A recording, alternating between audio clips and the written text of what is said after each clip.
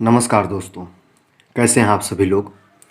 आज हम बात करेंगे कोरोना वायरस के कारण जो आर्थिक महामंदी आई है उसके बारे में आज हम जानने की कोशिश करेंगे, क्योंकि ये मंदी छोटी नहीं है।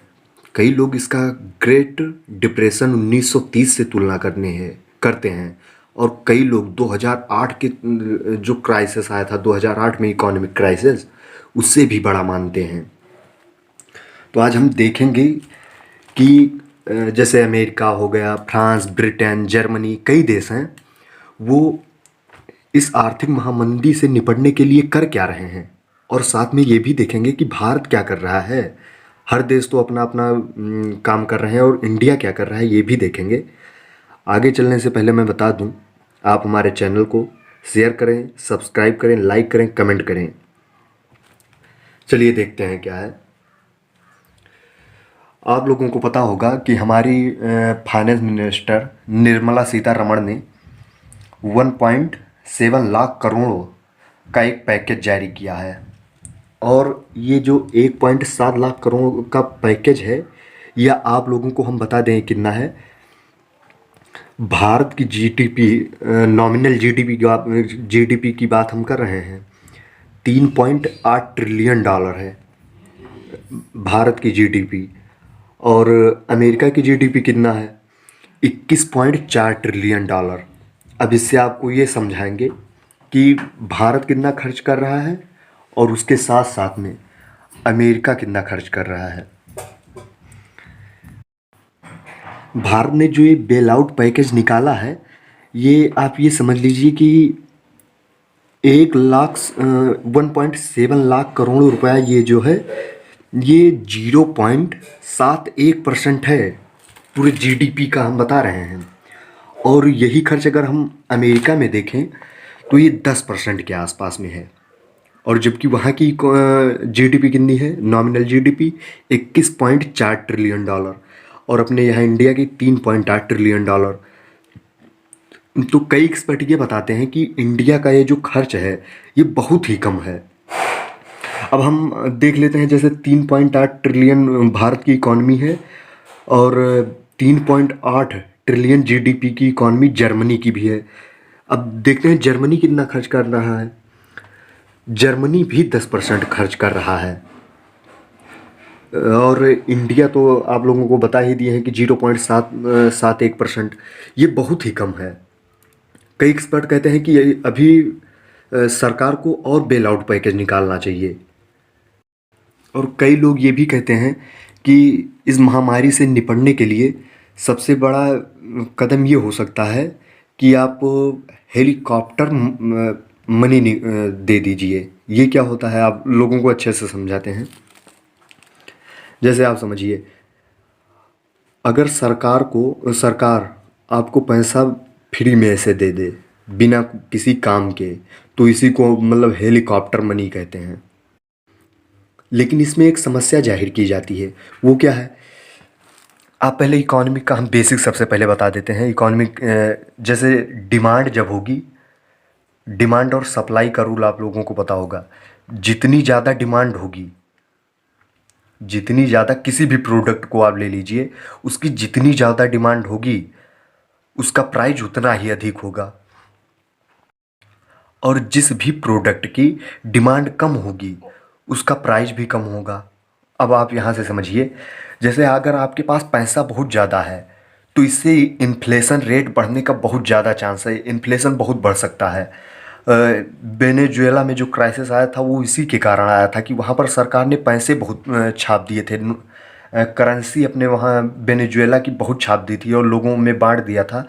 तो अगर कोई छोटा सा भी सामान लेना होता था तो बहुत ज़्यादा मनी की आवश्यकता होती थी।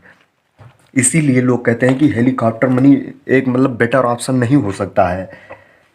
ये जो लेकिन पैकेज है, राहत पैकेज,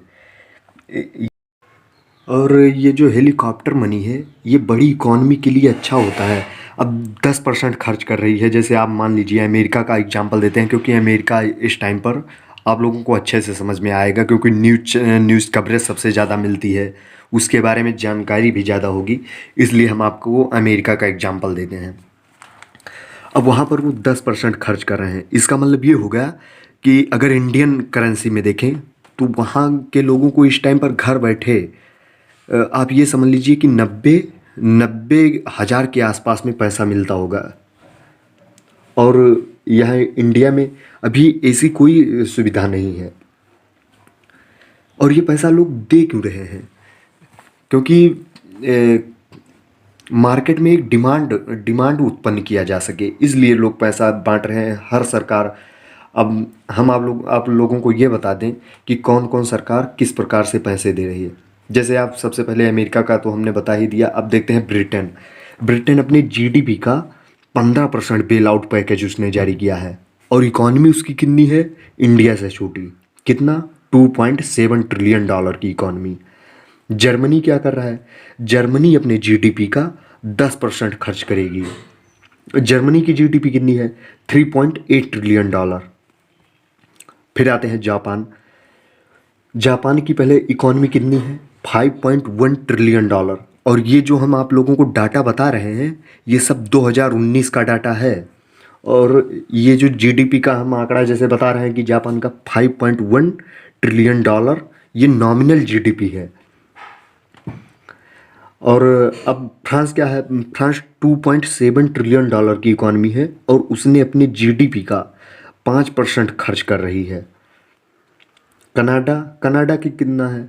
$1.7 ट्रिलियन, और वो अपने जीडीपी का 4.5% खर्च कर रही है।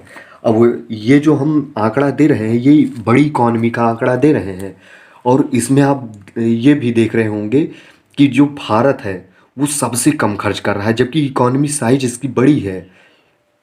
अब इसमें से कई लोग ये भी सोच रहे होंगे कि जितना आंकड़ा हमने दिया है, America, Britain, Germany, France, Japan, Canada, इन सब में पॉपुलेशन भी तो कम है।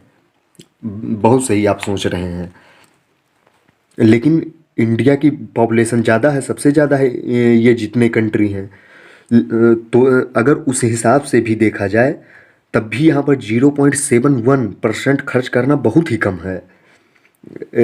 ये तो 1% भी नहीं है, कम से कम 2-3% तो खर्च ही करना चाहिए ना। क्योंकि इस टाइम पर बहुत लोग बेरोजगार हुए होंगे।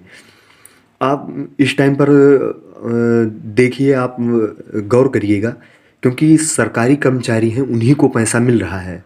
और कई राज्यों ने ऐसा किया है कि उन्होंने सरकारी कर्मचारियों का भी वेतन कट कर रहे हैं इस टाइम पर। और ये जो सरकारी कर्मचारी इंडिया में हैं ही कितने? ज़्यादा से ज़्यादा 3%, 4%।